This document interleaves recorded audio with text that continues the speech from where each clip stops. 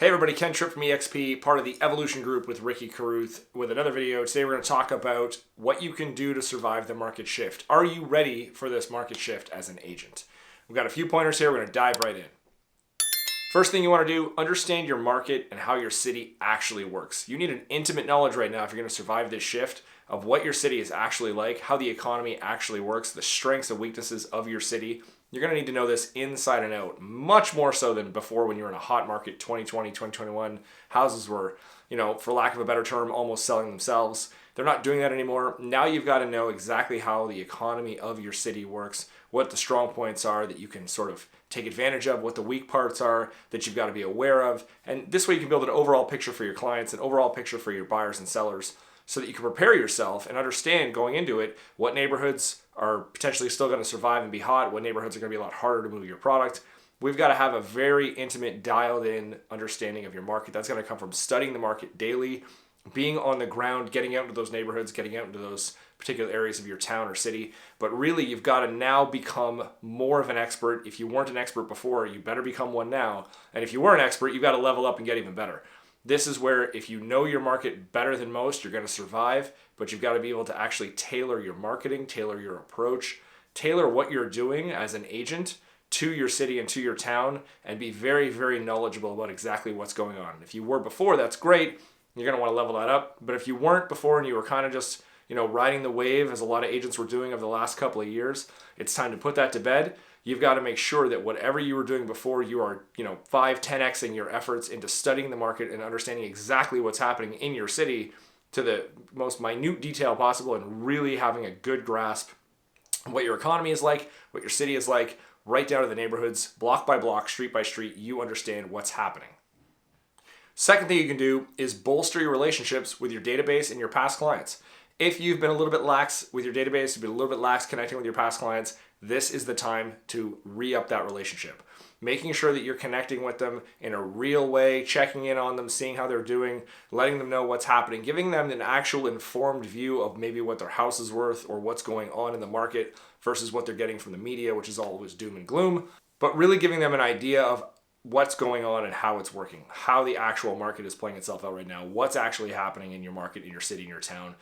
Reconnect with those relationships, reconnect with those people in your database, check in on them, make sure you're doing all the things that you're supposed to be doing that maybe you've forgotten about the last couple of years. You're doing those note cards, you're checking in with quarterly phone calls, you've got them on an email newsletter, you've got them on your birthday card list, you've got them on their home anniversary list. Maybe it's time to throw another client party because you haven't done that in a couple of years because we couldn't.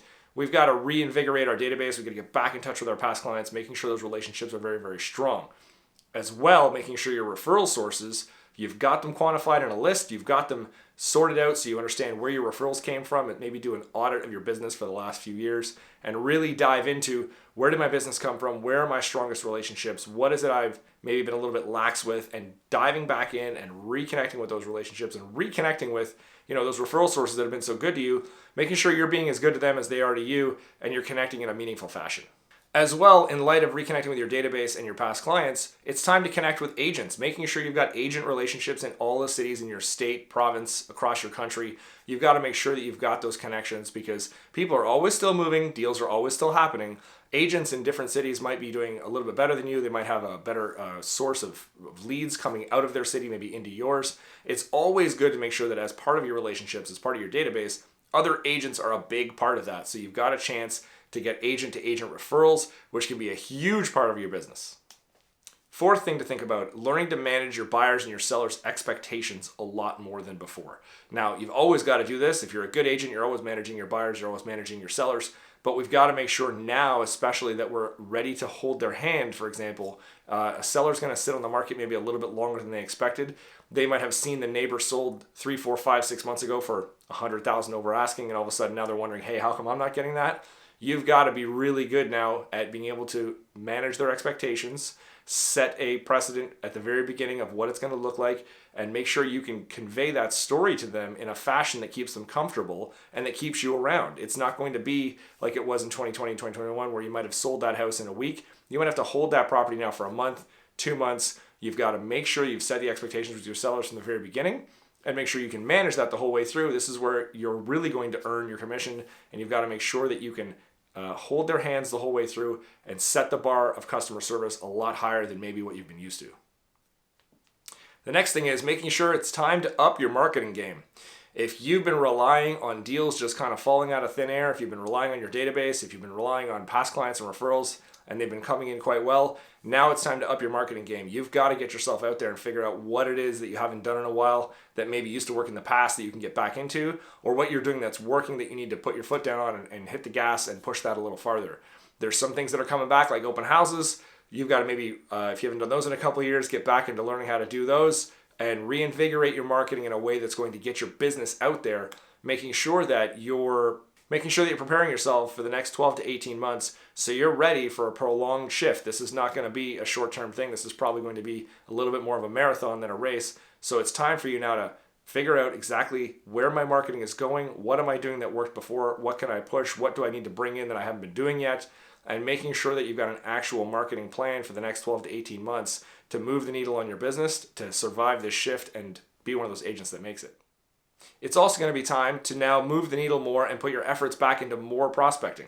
More time on the phones, more cold calling, more door knocking, more open houses, more of everything. This is going to require a heavy shift in your mentality. If you haven't been prospecting a lot or you've been sort of prospecting loosely for the last couple of years, it's time to get back to time blocking for prospecting. It's going to be time to get back to making sure that you're doing it every single day and that you've got an actual tangible plan for what you're doing. Now, whether that's 2 hours of calls a day, 2 hours of calls plus some open houses, 2 hours of calls plus some door knocking, could be anything and everything, but actual dedicated prospecting is going to be key now. You've got to make sure that you are filling that pipeline, you're moving the needle, and you're not just sitting back and waiting for business to come to you. Another thing to think about is your skill set. How's your negotiation skills? How's your skill set right now? How's your phone skills? How's your scripts? How's your dialogues? Are you comfortable at an open house talking to clients? Are you comfortable door knocking? If the answer to any of those is no, or I'm not quite as comfortable as I want to be, now's the time to get back into that, maybe doing some daily role play with some other agents, making sure that your dialogues and your scripts and just your basic conversation and negotiation skills are at a level that they need to be in order to handle what you're going to throw at them for the next 12 to 18 months. Again, it's time to rethink how you're doing your business. 20 and 2021 are over. The market has shifted back to 2017, 2018, 2019 levels most likely. You've got to be who you would have been back then. If you did great back then, perfect. If you didn't do so well back then, it's time to figure out why and then attack the areas that you're weakest. So, for example, your negotiation skills, your scripts, your dialogues, your skill set on the phones, making sure every single day you're doing something to sharpen that axe and be as skillful as possible. And finally, you're going to want to do a pulse check on your business. It's time to sit down and spend a day and look back at your business, make sure you have a business plan for the rest of 2022 and a business plan for 2023, and making sure that you're looking at your business maybe from a bird's eye view and saying, hey, where did I go really, really right? Where did I maybe go wrong? What is it that I was a little bit lazy with, a little bit lax with? Where can I find the low-hanging fruit in my business that, isn't quite there right now? And where do I need to be in order to survive this shift? What am I not doing well? What did I do really well that I can push harder? And what can I add in or subtract from my business in order to make sure that I'm bulletproof and I'm ready to survive the next 18 to 24 months until we get back to potentially where we were in 2018, 2019? Or if this is the new normal, how do you accelerate yourself and make sure you're one of the agents that survives and thrives in a new market? So a little bit of a deep breath, a little bit of a pulse check on your own business. Where am I? Where do I need to be? Make sure you have a business plan. Make sure you have a marketing plan, something you can follow for Q3, Q4, and into 2023 to make sure that you're going to be a successful agent and survive this shift. That's it for this one. I hope this video was helpful. I hope you found some tips that are going to help you survive and thrive. If you're looking to find out why our EXP group with Ricky Carruth is growing so fast and why our agents are not only going to make sure that they get through this shift, but are going to benefit and blossom in it and thrive, book a call with me below. Click the link. Let's chat about whether or not this group is the right fit for you, or comment below. I'm happy to connect with you anytime. Thanks for watching. Talk to you soon.